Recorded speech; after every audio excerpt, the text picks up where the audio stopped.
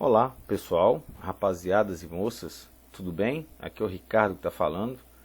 A gente vai conversar um pouco sobre o comércio brasileiro, algumas características, né, básicas desse comércio do Brasil para com outras regiões, né, alguns conceitos básicos, né, e é isso aí, tudo bem? Então vamos lá caminhar um bocadinho. Então vamos lá. Aqui, né, o Brasil de 2002 a 2012 ele acumulou, né, sucessivos superávites em sua balança comercial nesses últimos anos, como mencionei, no caso de 2002 a 2012 principalmente. Algumas características básicas, né, e alguns conceitos e algumas definições. Em 2006, o país bateu o quarto recorde consecutivo, ou seja, desde 2002, né, no saldo da balança, obtendo um superávit de mais de 46 bilhões de dólares. Vamos ver como isso aconteceu, beleza? Em 2007, o saldo da balança ele vem caindo, tudo bem, tá certo que isso vem acontecendo, e chegou, né, a 20,3 bilhões no ano de 2010 e 2,5 bilhões em 2013. No entanto, isso não teve um saldo negativo tão grande porque a acumulação de divisas durante boa parte desse período fez com que o Brasil não entrasse em vermelho. Apenas em 2014 que o Brasil começou a ter um déficit econômico, né? Porque de onde tira e não repõe, consequentemente vai faltar. Tudo bem? Vamos lá para mais um ponto. Essa acumulação de divisas, esse superávit, ou seja, você está exportando muito mais, né, se comparar com a exportação, foi resultado da política cambial flutuante que levou à desvalorização do real em relação ao dólar, barateando os produtos brasileiros no exterior. Ou seja, você passou a vender produtos para o mundo inteiro e esses produtos eram vendidos em peso dólar e não em peso real, em peso outras moedas. Tudo bem? Por mais um ponto, né?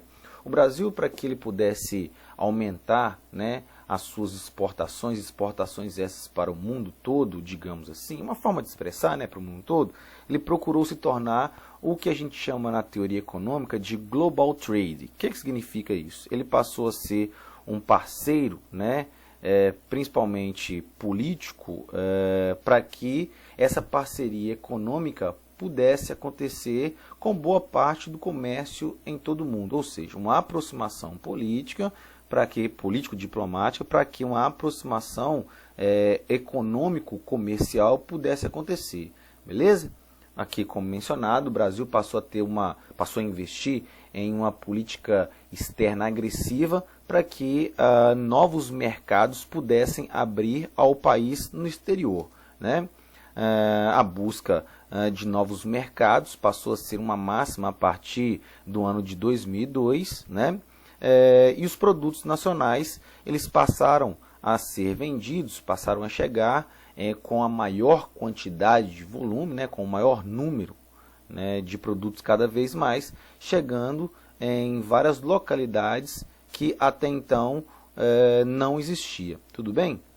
Aqui nós temos, né, um gráfico mencionando que a partir, né, do ano de 2002, 2001, 2002 até o ano de 2010, nós passamos a ter, notem, uma quantidade relevante de produtos sendo exportados, né, em detrimento de importar. Mas aqui, a partir de 2005 para 2006, nós aumentamos a nossa exportação, né? No entanto, nós passamos a ter um saldo um tanto quanto negativo. Notem, aumentando a exportação, e a importação sempre ficando abaixo, no entanto a gente não lucrava na mesma proporção. Notem, por que isso acontece? O Brasil, ele sempre, a partir principalmente desse momento aqui, é claro, evidentemente que é um pouco antes, mas o gráfico, né, nos remete a interpretarmos a partir de 2001 para 2002, nós sempre vamos exportar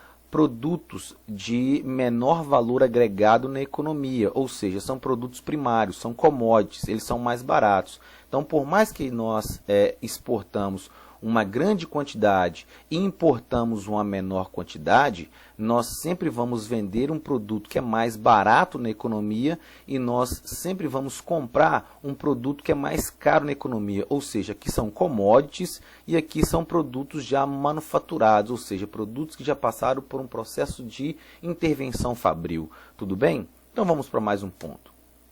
Os nossos principais mercados compradores dos nossos produtos em 2006, isso em bilhões, de acordo com o sistema integrado, aqui está, sistema integrado de comércio exterior, tudo bem? Os chineses estão na ponta, né? Seguida por norte-americanos, argentinos, os holandeses e os alemães, beleza? Tem alguns bilhões de dólares que faz com que sejam os principais nossos compradores de produtos, beleza? Aqui os nossos principais fornecedores de produtos em 2016 em bilhões de dólares e de acordo com a mesma instituição, né, aqui, que é o Sistema Integrado de Comércio Exterior. Né? Os chineses continuam na ponta, os norte-americanos também continuam, né, na mesma posição. Logo nós temos uma diferença, né? Os alemães na terceira posição, os argentinos e os sul-coreanos. Tudo bem? Então vamos a mais um ponto, né? O resultado da balança comercial de um país depende de vários fatores, né? E isso é necessário para termos a noção de como o país está se organizando. Ou seja, se ele está exportando mais, se ele está importando mais, se ele está exportando mais, para onde, a quantidade e exportando o quê, porque isso interfere em uma balança para que ela fique mais favorável ou para que ela fique desfavorável, e a mesma coisa, o contrário, acontece. Ou seja, você está importando de quem, importando vindo de onde, importando o que, qual é o produto, qual é o valor desse produto que está sendo importado, porque isso tudo interfere para que a balança comercial, como mencionei, em um dado território, possa ficar favorável ou desfavorável. Tudo bem? Vamos lá, né? As exportações interferem demais na balança de um território, né? E as importações. Ou seja, quanto mais você exporta em detrimento de importar, dependendo de o que você exporta, contribui demais para que a sua economia possa ficar um tanto quanto positiva, né? E o contrário se aplica. Quanto mais você importa, e dependendo da quantidade e do que você importa, se esse produto tem um valor agregado muito alto, né, você está comprando e você está vendendo um produto com valor agregado mais baixo, isso não é uma matemática muito positiva, não é uma matemática muito bem aceita, beleza? Aqui está, né, uma imagem para mencionar para a gente, né, a característica dessa balança comercial, seja essa balança comercial um superávit, seja essa balança comercial um déficit. Ou seja, a partir do momento que você exporta muito mais, né, a tendência é lucrar muito mais em detrimento de importar, a tendência é você ter um superávit comercial. E o contrário se aplica, ou seja, a partir do momento que você importa muito mais em detrimento de exportar, a tendência é você ficar com déficit. Ou seja, uma deficiência comercial, uma deficiência financeiro-econômica. Tudo bem? Então vamos lá. Os resultados do comércio exterior. O Brasil continua dependente de produtos de baixo valor agregado. Ou seja, nós continuamos a depender das exportações que se concentram muito mais nas commodities. Então não é um dado positivo, por exemplo, ser o primeiro país, o primeiro lugar que mais exporta cana, ser um território que mais exporta soja para o mundo inteiro, desde que essa soja, essa cana seja um produto bruto, um produto básico, uma commodity, uma matéria-prima, porque o mundo todo precisa, tudo bem. No entanto, esse produto não passando por um manuseio, por uma intervenção, por uma interferência fabril e industrial, esse produto, por mais que o mundo todo necessite dele, esse produto ele tem um valor agregado na economia muito baixo, se comparar, por exemplo, com o álcool, que já é um derivado da cana, se compararmos, por exemplo, com o açúcar, que é um derivado da cana. Tudo bem? Então vamos para um ponto aqui. No caso, sendo um território como o Brasil, dependente né, economicamente de produtos de baixo valor agregado, no caso as commodities, e mais de 50% de nossas exportações concentram-se em torno desses produtos, geram menos recursos porque eles são mais baratos, digamos assim, na economia de mercado. Consequentemente, né, porque gera menos recursos? Porque a origem é uma origem primária. Como mencionei, né, está atrelada lá ao setor primário, ou seja, a extração mineral, a extração animal, a extração vegetal, né? Ao contrário, por exemplo, como a gente pode exemplificar aqui agora, quando nós exportamos produtos de origem secundária, ou seja, quando nós passamos a exportar produtos de origem secundária, ou seja, produtos que passaram por uma intervenção fabril, esses produtos eles não são de origem primária, muito pelo contrário, eles passaram por um manuseio, né, manufaturado, industrializado, fabril, logo eles têm um valor maior na economia, o que a gente chama de maior valor agregado, tudo bem? Consequentemente, né, geram menos recursos de origem primária e o que a gente chama de matérias-primas, tudo bem? Então vamos para mais um ponto aí. Por que o desempenho do Brasil no comércio mundial, nesse comércio globalizado, que cada vez está mais intenso, cada vez está mais dinâmico, cada vez está mais complexo, ou seja, o que a gente chama de uma aldeia global, o mundo continua do mesmo tamanho do mundo da antiguidade, no entanto, esse mundo ficou menor devido à aproximação que nós passamos a ter com outros territórios devido ao desenvolvimento de aspectos ligados à globalização, modagem de transporte, sistema de telecomunicações. Porque o Brasil, tão grande, tão rico, né, e não tão desenvolvido assim, ele tem um desempenho modesto nesse comércio mundial, nesse comércio globalizado, nesse comércio dinâmico e complexo. Beleza? Pode ser explicado devido à seguinte questão, né? Os produtos pelos produtos que o país vende, ou seja, esses produtos são de baixo valor agregado, como mencionei anteriormente. Esses produtos, por mais que sejam vendidos em toneladas e toneladas e toneladas, eles são produtos de menor valor agregado, porque eles não passaram por um processo manufaturado, né?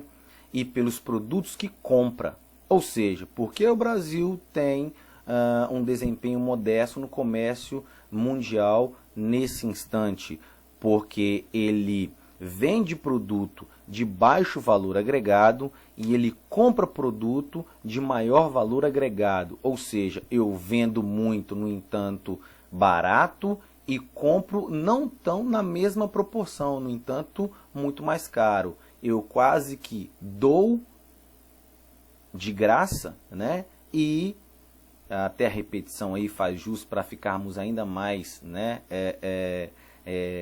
fixados, né? Eu quase que beneficio, né, o estrangeiro e compro dele com um preço bem mais considerável, né? Logo, a economia nenhuma sustenta esse processo, ou seja, né, o território brasileiro ele pode ser chamado de um território de terceiro mundo, ele é um território subdesenvolvido, ele é um território em desenvolvimento, ele é um território emergente, ou seja, são nomenclaturas diferentes, mas servem para simbolizar, servem para nomear o mesmo aspecto, ou seja, de acordo com a Divisão Internacional do Trabalho, nós somos produtores de produtos, né, de mecanismos para sustentar o capital externo. Estados Unidos, União Europeia, Ásia, principalmente China e Japão.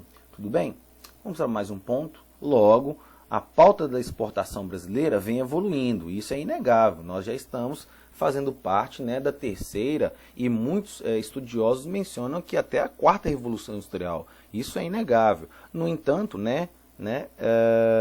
o que destacam ainda, mesmo tendo, né, acesso já a tecnologia e tecnologia essa de ponta, ainda nós nos destacamos com a venda de produtos de baixo valor agregado na economia. Ou seja, a pauta de exportação brasileira vem evoluindo de maneira geral no sentido de caminhar para um processo de aumento das manufaturas. Ou seja, produto de ordem fabril e de redução dos produtos básicos. No entanto, como mencionei, né, o que se destacam são ainda a venda de produtos de valor muito baixo agregado na economia de mercado mundial. Vamos lá para mais um ponto, né? Aqui a importação brasileira e os nossos principais produtos de ordem decrescente, de acordo com a nossa literatura. Tudo bem? Isso em dólares, né?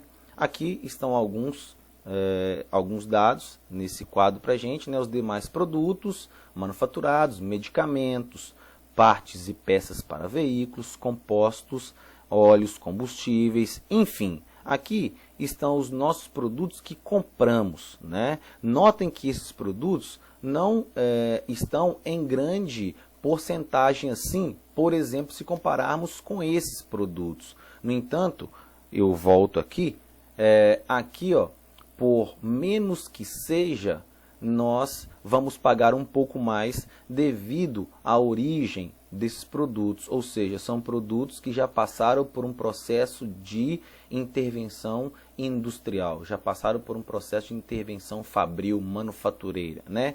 E aqui os produtos que nós mais exportamos, notem, nós exportamos soja, ou seja, commodity, nós exportamos os minérios, seus concentrados, que são commodities, óleos brutos, commodities, açúcar de cana em estado bruto, carne de frango, celulose, farelos, café cru, verde e em grãos. E aqui, ó, notem, automóveis para passageiros, a carne de forma um pouco mais processada e os aviões. Notem que esses três últimos pontos, eles estão em menor quantidade, logo eles poderiam, possivelmente não, com certeza absoluta, basta só investir um pouco mais. Não é fácil assim, mas teríamos condições de fazer, poderiam muito mais estarem aqui, né, no topo desse quadro. No entanto, nós ainda prezamos por exportarmos produtos de origem primária, de origem mais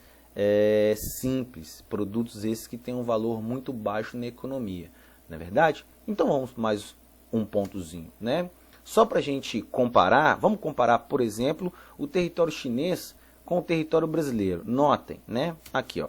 Os chineses normalmente que vendem para o Brasil são grandes importadores, né, para o Brasil, e nós somos grandes exportadores para o território chinês. Notem o quão discrepante isso é. Vendem produtos que por tonelada custam essa exorbitante quantia, né? E eles pagam essa não exorbitante quantia em dólares, né, para o nosso produto. Ou seja, eles vendem para nós toneladas de produtos que são industrializados com valor considerável por tonelada, e eles compram de nós por tonelada um valor que não seja tão satisfatório assim por tonelada pelas nossas mercadorias. Ou seja, mais uma vez, aqui está uma interpretação que nos permite afirmar que um território que não preza por desenvolvimento nos modais de transporte, não preza, por exemplo, por investimento em telecomunicações,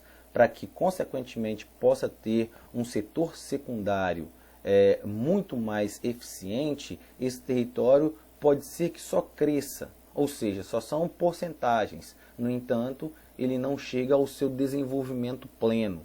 Ou seja, você pega todo esse PIB, todo esse crescimento, e você vai destinar em políticas públicas sociais para que a população possa, consequentemente, desenvolver, levar, trazer um crescimento, um desenvolvimento para o dado país, que no caso é o Brasil, né? O que mais os chineses importam para o Brasil, né, são peças para transmissores e receptores. São, como mencionei, os principais itens importados da China para o território brasileiro. Ou seja, transmissores, receptores passaram por um processo manufatureiro, fabril, industrializado, né? E nós vendemos para os caras principalmente grãos, não é verdade? É o minério de ferro, e aí, como mencionei, é o primeiro da lista e principal, juntamente com a soja, né, de produtos comprados pelos chineses. O caso da soja, não pelos chineses, né? Mas vendido para principalmente os japoneses, tudo bem? Aqui o progresso tecnológico na indústria manufatureira em porcentagem ao ano de 1960 a 2005. Notem nesse gráfico para a gente ter uma ideia, né? O Brasil, ele consegue ser o terceiro de trás para frente. Ele só fica à frente da Finlândia e do território de Israel no que tange ao progresso tecnológico. Ou seja, podemos ter um PIB, o Produto Interno Bruto, um tanto quanto satisfatório. No entanto, o nosso IDH, com esse progresso tecnológico, ele não é satisfatório, né? Porque o PIB é uma coisa, que é o Produto Interno Bruto, tudo aquilo que o seu território está lucrando sem tirar nem pôr, aquela coisa bruta, né? E o IDH é fazer com que esse Produto Interno Bruto chegue à população através de políticas públicas, né? Que é o Índice de Desenvolvimento Humano.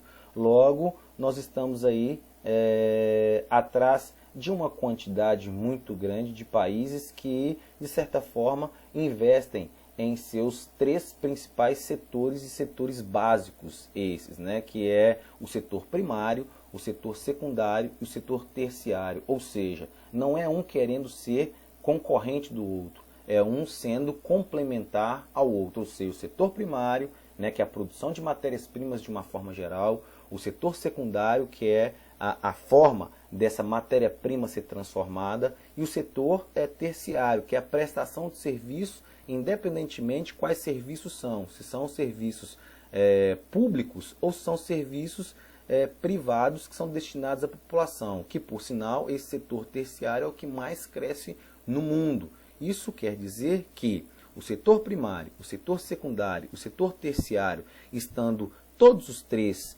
juntos, atrelados, faz com que um território cresça e, consequentemente, se desenvolva. Tudo bem, galera? Foi um prazer estar com vocês, tá bom? Tenham uma boa noite e até mais, sempre. E que fiquemos bens, tá bom? Até mais, valeu!